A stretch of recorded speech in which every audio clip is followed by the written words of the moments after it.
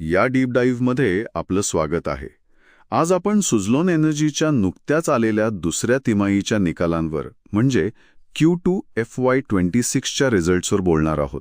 हो, आणि यासाठी आपण 5 नोव्हेंबर 2025चा एक रिसर्च रिपोर्ट आधार म्हणून घेतलाय. बरोबर.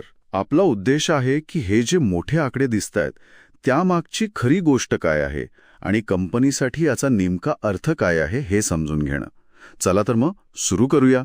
सुरुवातीला जी हेडलाईन आहे ती म्हणजे करानंतरचा नफा PAT तब्बल 538% वाढून 1279 कोटी झालाय.